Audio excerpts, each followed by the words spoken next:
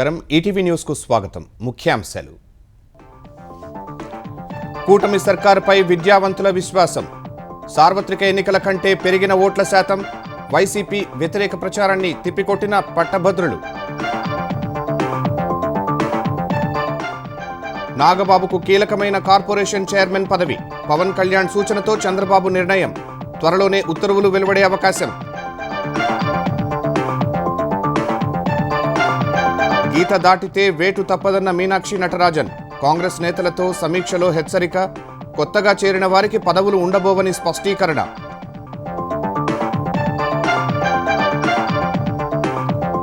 SLBC సొరంగంలో ఇంకా అంతు చిక్కని 8 మంది జాడ కన్వేయర్ బెల్ట్తో వ్యర్థాల తరలింపు నీటి ఊటతో సహాయ చర్యలకు ఆటంకం అపస్మారక స్థితిలో ఆసుపత్రిలో చేరిన గాయని కల్పన నిద్రమాత్రలు ఎక్కువగా తీసుకున్నట్లు పోలీసుల అనుమానం పరిస్థితి విషమం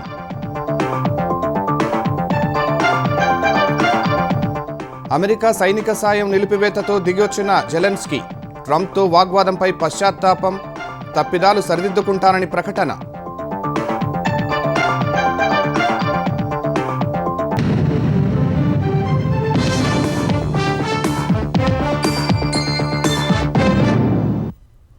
ఆంధ్రప్రదేశ్లో పట్టభద్రుల ఎమ్మెల్సీ ఎన్నికల్లో అధికార కూటమి ప్రభంజనం సృష్టించింది 67 అసెంబ్లీ నియోజకవర్గాల పరిధిలో సార్వత్రిక ఎన్నికలకు మించి ఓట్లు సాధించింది 9 నెలల పాలనలో ప్రజాదరణను పెంచుకుంది 2024 సాధారణ ఎన్నికల్లో 57% ఓట్లు సాధించి ప్రభుత్వాన్ని ఏర్పాటు చేయగా పట్టభద్రుల ఎమ్మెల్సీ ఎన్నికల్లో 65% ఓట్లతో జయభేరి మోగించింది ఈవీఎంల ట్యాంపరింగ్తో గెలిచారంటూ యాగీ చేసిన వైసీపీ నేతలకు బ్యాలెట్ పోరు ద్వారా తిరుగులేని జవాబిచ్చింది సార్వత్రిక ఎన్నికల తర్వాత ఆంధ్రప్రదేశ్లో జరిగిన మొదటి ప్రత్యక్ష ఎన్నికల పరీక్షలో అధికార కూటమి సత్తా చాటింది ఉమ్మడి గుంటూరు కృష్ణా ఉభయ గోదావరి జిల్లాల పట్టభద్రులు కూటమికి ఏకపక్ష విజయం కట్టబెట్టారు పట్టభద్రుల ఎమ్మెల్సీ స్థానాల్లో మొదటి ప్రాధాన్య ఓటుతోనే కూటమి అభ్యర్థులు గెలుపొందడం ఒక ప్రత్యేకత అయితే అసెంబ్లీ లోక్సభ ఎన్నికల్లో మాదిరిగా భారీ మెజారిటీ సాధించడం మరో విశేషం ఉమ్మడి కృష్ణా గుంటూరు జిల్లాల పట్టభద్రుల నియోజకవర్గ ఎన్నికల్లో కూటమి అభ్యర్థి ఆలపాటి రాజేంద్ర ప్రసాద్ పీడీఎఫ్ అభ్యర్థి ప్రస్తుత ఎమ్మెల్సీ లక్ష్మణరావు పై 82,320 ఓట్ల భారీ మెజారిటీ సాధించారు ఆలపాటికి 1,45,057 ఓట్లు రాగా మొత్తం చెల్లుబాటైన ఓట్లలో 67.51% ఆయన సాధించారు ఈ జిల్లాల్లో సార్వత్రిక ఎన్నికల్లో కూటమికి 58.19% ఓట్లే వచ్చాయి ఇప్పుడది 67.51% పెరిగింది ఉమ్మడి ఉభయ గోదావరి జిల్లాల పట్టభద్రుల స్థానం ఎన్నికల్లో టీడీపీ అభ్యర్థి రాజశేఖరం 77,461 ఓట్ల మెజారిటీతో పీడీఎఫ్ అభ్యర్థి వీర రాఘవులుపై ఘన విజయం సాధించారు రాజశేఖరానికి 1,24,702 ఓట్లు రాగా ఇవి మొత్తం చెల్లుబాటైన ఓట్లలో 62.59%గా ఉన్నాయి సార్వత్రిక ఎన్నికల్లో ఈ జిల్లాల్లో కూటమికి 59.28% ఓట్లు రాగా ఎమ్మెల్సీ ఎన్నికలో అది 62.59% పెరిగింది ఈ 4 ఉమ్మడి జిల్లాల్లో సార్వత్రిక ఎన్నికల్లో కూటమికి సరాసరి 58% ఓట్లు రాగా పట్టభద్రుల ఎన్నికల్లో అది 65% పెరిగింది ఎన్నికలు జరిగిన 2 పట్టభద్రుల ఎమ్మెల్సీ స్థానాల పరిధిలో 67 అసెంబ్లీ నియోజకవర్గాలున్నాయి కూటమి సర్కార్ అధికారంలోకి వచ్చిన 9 నెలల్లో జరిగిన ఈ ఎన్నికల ఫలితాలు ప్రభుత్వ పనితీరు చెక్కుచెదరని ప్రజాదరణకు నిదర్శనమని అధికార పార్టీ నేతలు విశ్లేషిస్తున్నారు ఈ విషయాన్ని ముందే పసిగట్టిన వైసీపీ ఎమ్మెల్సీ ఎన్నికల్లో చిరకాల మిత్రులైన పీడీఎఫ్ అభ్యర్థులకు లోపాయికారిగా మద్దతిచ్చింది వైసీపీపై ఉన్న వ్యతిరేకత ప్రభావం పీడీఎఫ్ అభ్యర్థులపైనా పడింది వైసీపీ అధికారంలో ఉన్నప్పుడు పీడీఎఫ్ ఎమ్మెల్సీలు ఆ పార్టీతో అంటకాగారు 3 రాజధానుల బిల్లును సెలెక్ట్ కమిటీకి పంపాలని మండలిలో టీడీపీ డిమాండ్ చేస్తే అప్పట్లో పీడీఎఫ్ సభాపక్ష నేతగా ఉన్న విఠపు బాలసుబ్రహ్మణ్యం వైసీపీ సర్కార్కు వంతపాడారు పీడీఎఫ్ ఎమ్మెల్సీ లక్ష్మణరావు గుంటూరుకు చెందినవారైనప్పటికీ 3 రాజధానుల్ని వ్యతిరేకించలేదు ఇవన్నీ ప్రజలు గుర్తుంచుకుని ఈ ఎన్నికల్లో తగిన బుద్ధి చెప్పారనే వాదన వినిపిస్తోంది కూటమి అభ్యర్థుల్ని ఎలాగైనా ఓడించేందుకు వైసీపీ తన సొంత మీడియాతో పాటు సామాజిక మాధ్యమాల్లో వ్యతిరేక ప్రచారం చేసినా పట్టభద్రులు వారి మాయలో పడలేదు కూటమి అభ్యర్థులపైనే అచంచల విశ్వాసం ప్రకటించారు ముఖ్యమంత్రి చంద్రబాబు నేటి నుంచి 3 రోజులు ఢిల్లీలో పర్యటించనున్నారు కేంద్ర ప్రభుత్వ పెద్దలతో సమావేశం కానున్నారు ఢిల్లీలో జరగనున్న ముఖ్యమంత్రి కార్యాలయ ఉద్యోగి వివాహ వేడుకలో చంద్రబాబు పాల్గొని రాత్రికి విశాఖపట్నం చేరుకుంటారు రేపు విశాఖలో దగ్గుబాటి వెంకటేశ్వరరావు రచించిన ప్రపంచ చరిత్ర పుస్తక ఆవిష్కరణ కార్యక్రమంలో చంద్రబాబు పాల్గొంటారు కార్యక్రమం అనంతరం తిరిగి ఢిల్లీ వెళ్లనున్న ఆయన తన హస్తిన పర్యటన కొనసాగిస్తారు 6వ తేదీ రాత్రికి రిపబ్లిక్ టీవీ నిర్వహించే కార్యక్రమంలో పాల్గొని ఢిల్లీలోనే బస చేస్తారు ఈ నెల 7న ఢిల్లీ నుంచి అమరావతికి చేరుకోనున్న సీఎం మధ్యాహ్నం జరిగే మంత్రివర్గ సమావేశంలో పాల్గొంటారు జనసేన అధ్యక్షుడు ఉప ముఖ్యమంత్రి పవన్ కళ్యాణ్ సోదరుడు నాగబాబుకు కీలకమైన కార్పొరేషన్ చైర్మన్ పదవి లభించే అవకాశం ఉంది. పవన్ కళ్యాణ్ కోరిక మేరకు తొలుత నాగబాబును మంత్రివర్గంలోకి తీసుకోవాలని ముఖ్యమంత్రి చంద్రబాబు భావించారు. ఎమ్మెల్యే కోట ఎమ్మెల్సీ ఎన్నికల్లో ఒక స్థానం ఆయన కోసం కేటాయించారు. తీరా శాసనమండలి ఎన్నికల షెడ్యూల్ వెలువడిన తరువాత నాగబాబుకు కార్పొరేషన్ చైర్మన్ పదవి అయితేనే బాగుంటుందని పవన్ అభిప్రాయపడినట్లు సమాచారం. ఆయన సూచన మేరకే కీలకమైన కార్పొరేషన్ చైర్మన్ పదవిలో నియమించనున్నట్లు కూటమి వర్గాల ద్వారా తెలిసింది. ఆంధ్రప్రదేశ్ అంతటా విస్తృత పర్యటనలు చేస్తూ పర్యావరణానికి దోహదం చేసే బాధ్యతలు ఉండేలాంటి కార్పొరేషన్కు ఆయన పేరు పరిశీలించే అవకాశం ఉంది. పార్టీ గీత దాటితే వేటు తప్పదని కాంగ్రెస్ తెలంగాణ రాష్ట్ర వ్యవహారాల ఇన్ఛార్జి మీనాక్షి నటరాజన్ నేతలను హెచ్చరించారు.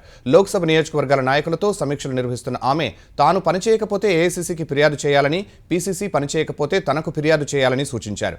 కొత్తగా బయట నుంచి పార్టీలోకి వచ్చిన వారికి పార్టీ పదవులు ఉండవని, సీనియర్లకు మాత్రమే ఉంటాయని స్పష్టం చేశారు.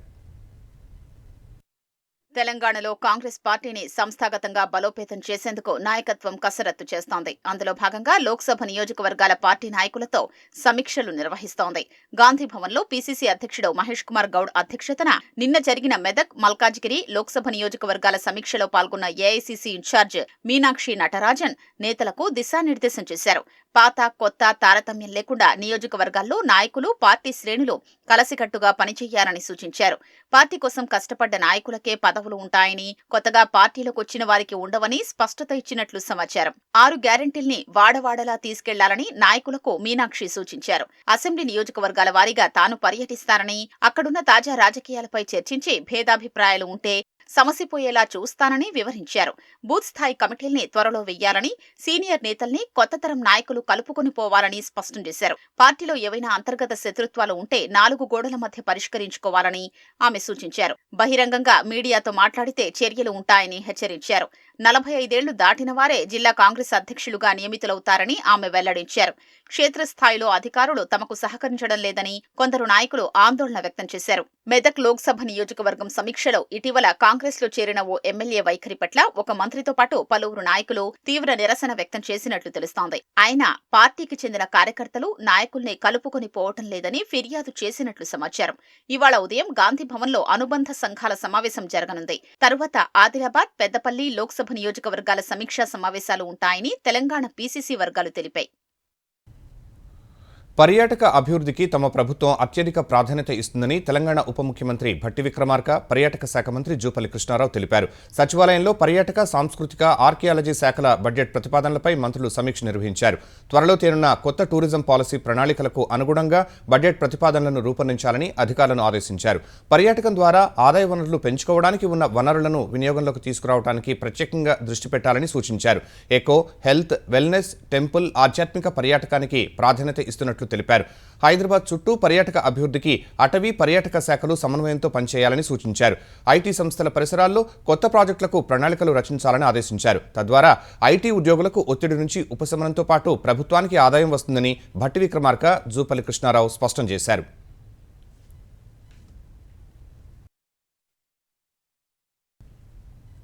శ్రీశైలం ఎడమగట్టు కాలువ సొరంగ మార్గంలో చిక్కుకున్న వారి కోసం సహాయక చర్యలు కొనసాగుతూనే ఉన్నాయి. ఫిబ్రవరి 22న ప్రమాదం జరగా ఇప్పటికీ 8 మంది జాడ లభ్యం కాలేదు. 14 కిలోమీటర్ల సొరంగ మార్గంలో టన్నెల్ బోరింగ్ మెషిన్ కట్టర్ ఉండే ప్రాంతంలో ప్రమాదం జరిగింది. అక్కడి నుంచి సుమారు 300 మీటర్ల వరకు 3 నుంచి 5 మీటర్ల ఎత్తున మట్టి, రాళ్లు, బురదతో కూడిన పూడిక పేరుకుపోయి ఉంది. ఈ శిథిలాల కిందే 2 ఇంజనీర్లు, 2 టీబీఎం ఆపరేటర్లు, 4 కార్మికులు చిక్కుకుని ఉంటారని భావిస్తున్నారు. కన్వేయర్ బెల్ట్ను కొంతవరకు పునరుద్ధరించారు. అయితే ప్రమాదం జరిగిన ప్రాంతం దగ్గర నుంచి తర్వాత ఉండే బంకర్ వరకు కన్వేయర్ బెల్ట్ ఇంకా అందుబాటులోకి రాలేదు. ఇవాళ ఆ మరమ్మతులు పూర్తయ్యే అవకాశం ఉంది. ప్రమాదంలో ముక్కలైన టీబీఎం వెనుక భాగాన్ని గ్యాస్ కట్టర్లు, ప్లాస్మా కట్టర్లు, అల్ట్రా థర్మల్ కట్టర్లతో కత్తిరిస్తున్నారు. ఆ విడి భాగాల్ని లోకో ట్రైన్ ద్వారా బయటకు తరలిస్తున్నారు. ఎన్జీఆర్ఐ బృందం సూచించిన ప్రాంతాల్లో తవ్వినప్పటికీ బాధితుల ఆనవాళ్లు చిక్కలేదు. దీంతో ప్రమాదం జరిగిన ప్రాంతానికి 50 నుంచి 100 మీటర్ల దూరంలో తవ్వుతున్నారు. అయితే అక్కడ నిరంతరాయంగా వస్తున్న నీటి ఊట సహాయక చర్యలకు ఆటంకంగా మారుతోంది. ప్రతి అంశంలో ప్లేటు ఫిరాయిస్తున్న ముఖ్యమంత్రి రేవంత్ రెడ్డి ప్రభుత్వ భూముల అమ్మకంపైన నాలుక మడత పెట్టి నిధుల సమీకరణకు వేలంబాట పట్టారని మాజీ మంత్రి హరీష్ రావు మండిపడ్డారు. అధికారంలోకి వస్తే ప్రభుత్వ భూములు అమ్మబోమని చెప్పిన రేవంత్ ఇప్పుడు 1000 కోట్ల విలువైన భూములు వేలం వేసేందుకు తెరలేపారని ఆక్షేపించారు. ప్రభుత్వ భూములను అమ్మబోమని రెవెన్యూ మంత్రి పొంగులేటి శ్రీనివాసరెడ్డి అసెంబ్లీలో ప్రకటించి 3 నెలలైనా గడవక ముందే విలువైన ఆస్తులను కొల్లగొట్టేందుకు కుట్ర పన్నారని మండిపడ్డారు. గచ్చిబౌలి గ్రామం సర్వే నంబర్ 25 పరిధిలోని 400 ఎకరాలను బ్యాంకర్లకు తనఖా పెట్టి 10,000 కోట్లు ఇప్పటికే సమీకరించిన కాంగ్రెస్ ప్రభుత్వం అదే భూమిని వేలం వేసి 30,000 కోట్లు సమీకరించాలని లక్ష్యంగా పెట్టుకుందని ఆరోపించారు. తలాతోకాలేని విధానాలు, నిర్ణయాల వల్ల రాబడి తగ్గడంతో చివరకు ప్రభుత్వ భూములను అమ్ముకుని ఆదాయం సమకూర్చుకునే స్థాయికి దిగజారని ఎద్దేవా చేశారు. ప్రముఖ గాయని కల్పన తన ఇంట్లో అపస్మారక స్థితిలో కనిపించడం కలకలం రేపింది. ఆమె హైదరాబాద్ నిజాంపేట రోడ్లోని వర్టెక్స్ ఫ్రీ విలేజ్ గేటెడ్ కమ్యూనిటీలోని విల్లాలో నివాసం ఉంటున్నారు. గతంలో వివాహం అయినప్పటికీ విడాకులు తీసుకున్నారు. ఆమెకు 18 ఏళ్ల కుమార్తె ఉన్నారు. కేరళకు చెందిన వ్యాపారి ప్రసాద్ ప్రభాకర్ను 2018లో వివాహం చేసుకున్నారు. వారిద్దరూ 5 ఏళ్లుగా నిజాంపేటలోని విల్లాలో ఉంటున్నారు. 2 రోజుల క్రితం ఆమె భర్త చెన్నై వెళ్లారు. మంగళవారం సాయంత్రం భర్త ఫోన్ చేసి తాను అపస్మారక స్థితిలో వెళ్తున్నా అని కల్పన చెప్పారు. వెంటనే భర్త గేటెడ్ కమ్యూనిటీ కార్యదర్శికి ఫోన్ చేసి విషయం చెప్పారు. ఆయన ఇంటికెళ్లి చూడగా ప్రధాన ద్వారం మూసేసి ఉంది. వెంటనే పోలీసులకు సమాచారం ఇవ్వగా వారు వచ్చి వెనుక వైపు ద్వారం బద్దలు కొట్టి లోపలికి వెళ్లారు. అప్పటికే ఆమె అపస్మారక స్థితిలో కనిపించారు. వెంటనే సమీపంలోని ప్రైవేట్ ఆసుపత్రికి తరలించారు. ఆమె పరిస్థితి విషమంగా ఉన్నట్లు తెలిసింది. రాత్రి 9 గంటల తర్వాత కల్పన భర్త ప్రసాద్ ఆసుపత్రికి చేరుకున్నారు. తమ మధ్య గొడవలు లేవని ఆయన పోలీసులకు చెప్పినట్లు సమాచారం. పోలీసులు మాత్రం అన్ని కోణాల్లో విచారిస్తున్నారు. కల్పన నిద్రమాత్రలు ఎక్కువగా తీసుకోవడం వల్లే ఈ పరిస్థితి తలెత్తిందని పోలీసులు భావిస్తున్నారు. గాయని గీతామాధురి, సునీత, శ్రీకృష్ణ తదితరులు ఆసుపత్రికి వెళ్లి కల్పన పరిస్థితిపై ఆరా తీశారు. కరీంనగర్, నిజామాబాద్, మెదక్, ఆదిలాబాద్ జిల్లాల పట్టభద్రుల ఎమ్మెల్సీ ఎన్నికల ఓట్ల లెక్కింపు ఉత్కంఠగా కొనసాగుతోంది. 10వ రౌండ్ ముగిసేసరికి భాజపా అభ్యర్థి అంజిరెడ్డి 4,562 ఓట్ల ఆధిక్యంలో ఉన్నారు. అంజిరెడ్డి 10 రౌండ్లలో 70,740 ఓట్లు సాధించారు. సమీప కాంగ్రెస్ అభ్యర్థి నరేందర్ రెడ్డికి 66,178 ఓట్లు, బీఎస్పీ అభ్యర్థి ప్రసన్న హరికృష్ణకు 59,946 ఓట్లు పోలయ్యాయి. ఈ మధ్యాహ్నానికి మొదటి ప్రాధాన్య ఓట్లలో ఎవరికి ఎక్కువ ఓట్లు వచ్చాయనేది తెలిసే అవకాశం ఉంది. ప్రజాస్వామ్యం, రాజ్యాంగ రక్షణకు ప్రజా ఉద్యమాల వేదికతో కలిసి పనిచేస్తామని కాంగ్రెస్, సమాజ్వాదీ, సిపిఎం, సిపిఐ, తెలంగాణ జనసమితి ప్రకటించాయి. మతోన్మాద శక్తులను కట్టడి చేయాలని పిలుపునిచ్చాయి. నాంపల్లి ఎగ్జిబిషన్ మైదానంలో ఎన్ఏపీఎం ఆధ్వర్యంలో రాజ్యాంగాన్ని, ప్రజాస్వామ్యాన్ని రక్షించుకోవడంలో రాజకీయ పార్టీలు, ప్రజా ఉద్యమాల పాత్ర అనే అంశంపై నిర్వహించిన సదస్సులో వివిధ పార్టీల నేతలు పాల్గొన్నారు. ప్రస్తుతం దేశంలో కార్పొరేట్ రాజ్యం నడుస్తోందని ఏఐసీసీ తెలంగాణ వ్యవహారాల ఇన్ఛార్జి మీనాక్షి నటరాజన్ ఆరోపించారు. పేద, మధ్యతరగతులపై పన్నుల భారం పడుతోందన్నారు. మూసీ బాధితుల వద్దకు వెళ్లిన సామాజికవేత్త మేధా పాట్కర్ను అడ్డుకోవడం సమర్థనీయం కాదన్నారు. దేశవ్యాప్తంగా ఉన్న సామాజిక ఉద్యమకారులు ఐక్యంగా పనిచేయాలని, రాజ్యాంగాన్ని, ప్రజాస్వామ్యాన్ని కాపాడుకోవాలని ప్రొఫెసర్ హరగోపాల్ సూచించారు. ఇప్పుడున్న మెజార్టీ రాజకీయ పార్టీలు డబ్బు సంపాదన కోసం ఆరాటపడుతున్నాయని తెలంగాణ జనసమితి అధ్యక్షులు కోదండరాం విమర్శించారు. ఉన్నటువంటి రాజకీయాలు 2 పాయలుగా ఉన్నాయి. ఒక పాయలో డబ్బుల సంపాదన, మరొక వైపు ఒక ప్రజాస్వామ్య పరిరక్షణ, రాజ్యాంగ పరిరక్షణ కోసం ప్రజలతో కలిసి పనిచేసే ప్రత్యామ్నాయ రాజకీయాలు కూడా ఉన్నాయి ఇవాళ భారతదేశంలో. ఎవరైతే రాజ్యాంగ పరిధిలో రాజ్యాంగ వ్యవస్థను బలోపేతం చేయటానికి కృషి చేస్తున్నారో అట్లాంటి రాజకీయాలతో కొంత కలిసి మరి రాజకీయాలను సంస్కరించడానికి పూనుకోవాల్సిన అవసరం ఉంది. తెలంగాణలో నేటి నుంచి ఈ నెల 25 వరకు జరగనున్న ఇంటర్ పరీక్షలకు ప్రభుత్వం విస్తృత ఏర్పాట్లు చేసింది. మొదటి, రెండో సంవత్సరం కలిపి 9,96,971 మంది విద్యార్థులు హాజరు కానుండగా తెలంగాణ వ్యాప్తంగా 1,532 పరీక్షా కేంద్రాలను ఏర్పాటు చేశారు. ఉదయం 9 గంటల నుంచి మధ్యాహ్నం 12 గంటల వరకు పరీక్షలు నిర్వహిస్తారు. పావుగంట ముందే విద్యార్థులు పరీక్షా కేంద్రాలకు చేరుకోవాలని కోరిన ఇంటర్ బోర్డు 9 గంటల 5 నిమిషాల వరకు లోపలికి అనుమతిస్తామని తెలిపింది. పరీక్షలు సజావుగా జరిగేలా చూసేందుకు 29,992 మంది ఇన్విజిలేటర్లు, 72 ఫ్లయింగ్ స్క్వాడ్లు, 124 సిట్టింగ్ స్క్వాడ్లను ఏర్పాటు చేశారు. పరీక్షా కేంద్రాల్లోకి సెల్ ఫోన్లు, ఎలక్ట్రానిక్ పరికరాలు, స్మార్ట్ వాచ్లను అనుమతించబోమని ఇంటర్ బోర్డు స్పష్టం చేసింది. వైసీపీ నేత వల్లభనేని వంశీ విడుదలైతే తన ప్రాణాలకు ముప్పు ఉంటుందని రక్షణ కల్పించాలని సత్యవర్ధన్ ఎస్సీ/ఎస్టీ కోర్టులో పిటిషన్ దాఖలు చేశారు. గన్నవరం టీడీపీ కార్యాలయంపై దాడి కేసులో ఫిర్యాదు ఉపసంహరించుకోవాలని ఇప్పటికే తనను కిడ్నాప్ చేసి బెదిరించారని ఆయన పిటిషన్లో పేర్కొన్నారు. బలవంతంగా కోర్టులో ఫిర్యాదు వెనక్కి తీసుకుంటున్నట్లు తప్పుడు వాంగ్మూలం ఇప్పించారని తెలిపారు. వంశీ అనుచరులు తనను విశాఖ, హైదరాబాద్ తీసుకెళ్లి చిత్రహింసలకు గురిచేశారన్నారు. తనతో సంతకాలు చేయించుకుని వారికి అనుకూలంగా స్టేట్మెంట్లు రాసుకున్నారని తెలిపారు. వంశీ ఆగడాలు బయటపెట్టి జైలుకు వెళ్లేందుకు కారణమైన తనపై ఆయన కక్ష పెట్టుకున్నారని సత్యవర్ధన్ పేర్కొన్నారు. జైలు నుంచి బయటకు రాగానే తనను అంతమొందించే అవకాశం ఉందని సత్యవర్ధన్ వివరించారు. ఇదే సమయంలో వంశీకి బెయిల్ ఇవ్వొద్దని పోలీసులు కౌంటర్ పిటిషన్ దాఖలు చేశారు. కేసు విచారణ దశలో ఉందని, మరికొందరు నిందితులను అరెస్టు చేయాల్సి ఉందని కౌంటర్లో పేర్కొన్నారు.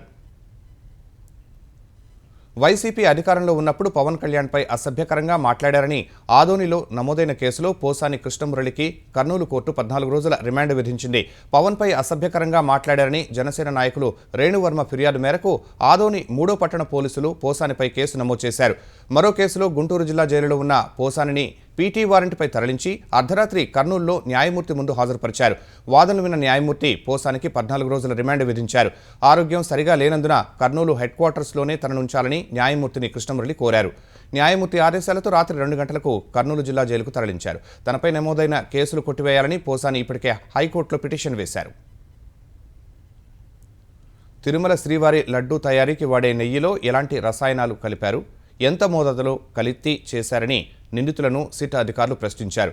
ఈ కేసులో ఎవరెవరి పాత్ర ఉందని ఆరా తీశారు. కల్తీ నెయ్యి కేసులో నలుగురు నిందితులను అరెస్టు చేసి విచారించిన సిట్ అధికారులు మరింత సమాచారం రాబట్టేందుకు A3 విపిన్ జైన్, A5 అపూర్వ చావడాలను మరోసారి కస్టడీకి తీసుకున్నారు. టీటీడీకి నెయ్యి సరఫరా చేసిన AR dairy, Bhole Baba dairy, Vaishnavi dairy ఈ మూడింట్లో కల్తీ ఎక్కడ జరిగిందని అడిగారు.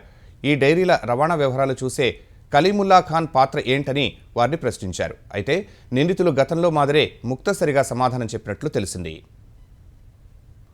గాజా పట్టీకి సంబంధించి ఈజిప్ట్ రూపొందించిన యుద్ధానంతర ప్రణాళికను అరబ్ దేశాలు ఆమోదించాయని ఈజిప్ట్ అధ్యక్షుడు అబ్దెల్ ఫటా ఎల్-సిసి తెలిపారు. తమ ప్రణాళిక వల్ల 20 లక్షల మంది పాలస్తీనీయులు ఎక్కడికి వెళ్లాల్సిన పనిలేదని చెప్పారు.